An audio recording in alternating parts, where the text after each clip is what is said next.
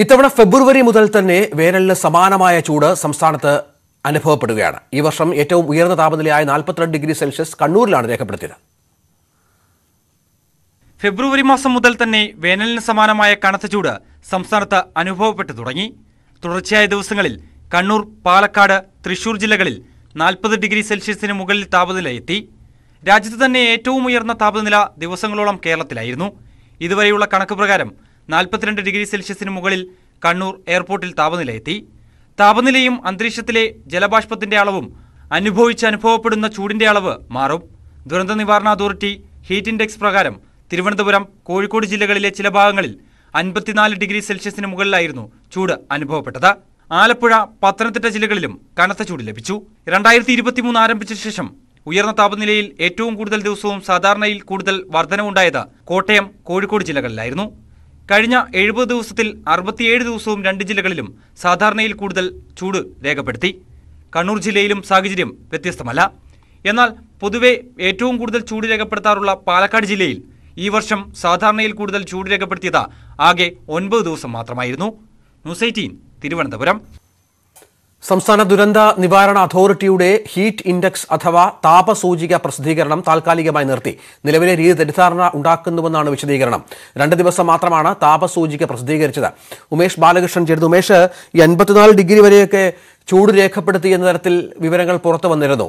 ഇത്തരം വിവരങ്ങൾ കൃത്യമല്ല എന്നാണോ? ഇപ്പോൾ എന്താണ് ഈ താപസൂചിക പ്രസിദ്ധീകരിക്കുന്നതിലുള്ള പ്രതിസന്ധി?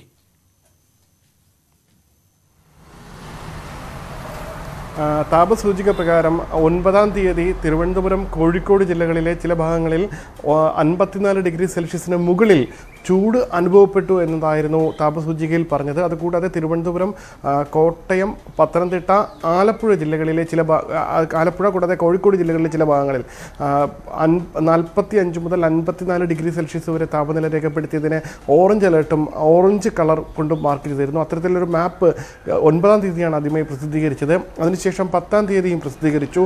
എന്നാൽ ഇനി പ്രസിദ്ധീകരിക്കേണ്ടതില്ല എന്നുള്ളതാണ് നിലവിൽ ദുരന്ത നിവാരണ അതോറിറ്റിയുടെ തീരുമാനം. കാരണം ഇത് വലിയ രീതിയിൽ തെറ്റിദ്ധാരണ ഉണ്ടാക്കുന്നു എന്നുള്ളതാണ്. ഇപ്പോഴത്തെ മാപ്പ് പ്രസിദ്ധീകരിക്കുന്നത് വലിയ രീതിയിൽ തെറ്റിദ്ധാരണ ഉണ്ടാക്കുന്നു എന്നാണ് വിലയിരുത്തുന്നത്.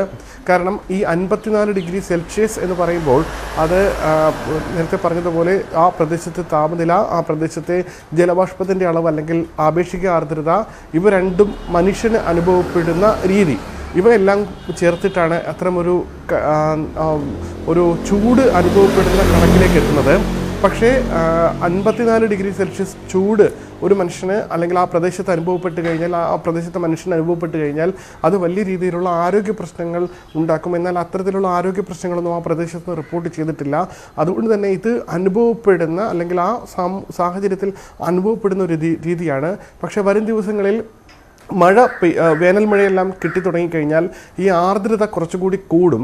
പക്ഷേ ആർദ്രതയുടെ അളവ് കൂടുന്നതിനനുസരിച്ച് ഇപ്പോഴത്തെ രീതിയിൽ മാപ്പ് പ്രസിദ്ധീകരിച്ചാൽ വേനൽ മഴ ഒരു ഘടകമായി എടുത്തു കഴിഞ്ഞാൽ ആർദ്രത കൂടുകയും അത് വലിയ രീതിയിൽ ഒരുപക്ഷെ വേനൽ മഴ എത്തുന്നതുകൂടി ഇപ്പോഴത്തെ കാൽക്കുലേഷൻ രീതിയിലാണെങ്കിൽ അത് 70-ന് മുകളിലെല്ലാം ചൂട് രേഖപ്പെടുത്തിയതായി പ്രസിദ്ധീകരിക്കേണ്ടി വരും.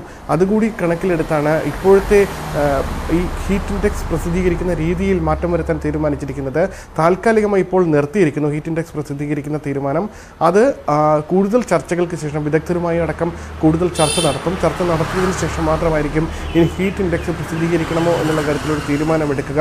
കാരണം ഈ തെറ്റിദ്ധാരണ ഉണ്ടാക്കുന്നത് ഒരുപക്ഷെ പുറത്ത് ഈ കേരളത്തിന് പുറത്തും ഈ 54 ഡിഗ്രി സെൽഷ്യസ് ഉണ്ട് എന്ന രീതിയിൽ വിലയിരുത്തപ്പെടുകയാണെങ്കിൽ അത് ശാസ്ത്രീയമായ ഒരു വിശദീകരണം നൽകേണ്ടി വരും. ഇത്തരത്തിൽ ദുരന്ത നിവാരണ അതോറിറ്റിയും കൂടാതെ IMDയും അടക്കം.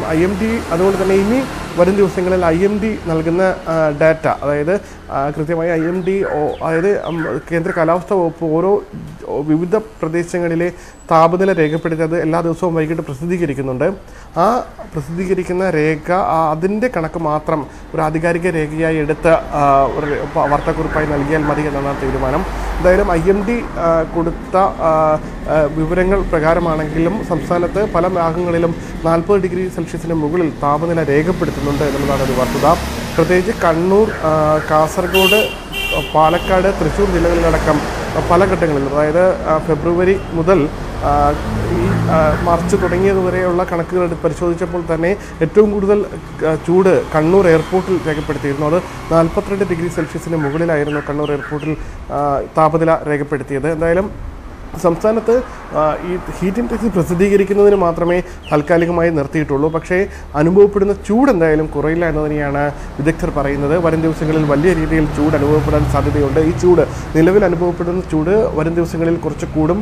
ഈ അടുത്ത ദിവസം അതായത് 13, 14, 15 തീയതികളിലെല്ലാം ചിലയിടങ്ങളിൽ വേനൽമഴ ലഭിക്കാൻ സാധ്യതയുണ്ട്. അത് ചെറിയ രീതിയിലുള്ള ചൂടിന് ആശ്വാസം ഉണ്ടാകും. അത് താൽക്കാലിക ആശ്വാസം മാത്രമായിരിക്കും. അത് കഴിഞ്ഞ് വീണ്ടും കേരളത്തിൽ താപനില ഉയരും. താപനില ഉയരുന്നതിനനുസരിച്ച് ഇത്തരത്തിൽ ആർദ്രത കൂടുന്നതിനനുസരിച്ച് മനുഷ്യന് അനുഭവപ്പെടുന്ന ചൂടിന്റെ അളവ് അത് വലിയ രീതിയിൽ കൂടുകയും ചെയ്യും. അത് ഔദ്യോഗികമായും തന്നെ